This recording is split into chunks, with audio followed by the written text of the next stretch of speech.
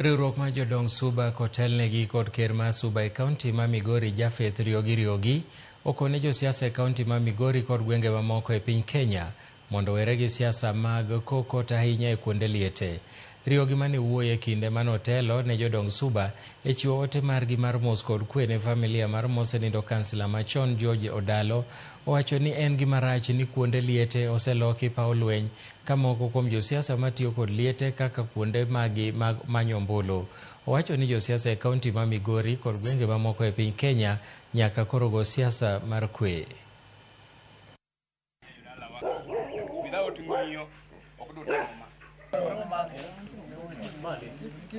Kweni mwadwaro nikech kopo nono ni jasiasa obiro gi mrengo ne mar biro dwaro huma mar siasa, obiro ketho liel. Mere nitie, oche nitie, nyiweni nitie, jiringa to mato kali kombe tur, man to nyiso ongwana mane.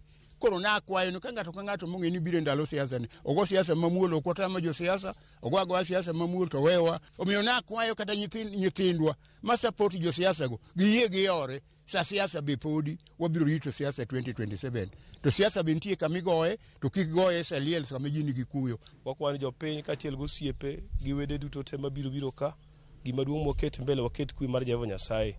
Kansil Ongei ne jakwe kendo kuonde duto te mane ntiere nohero ga kwe.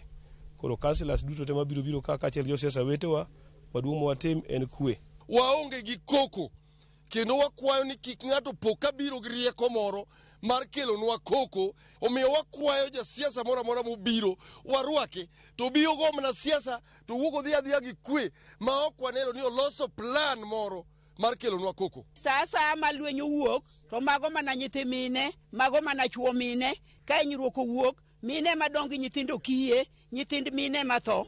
Koro wakwayo kwe makende, wang'eyo kaka siasa chalo sani, ta wakwayo jo siasa madwaro to gimantie ni waikuru Ongei gi kwe mondo kwe obed e Migori County. Moko kuom jopiny kod jolony e kaunti ma Siaya opwoyo okang' Mancha mane en jalup jatend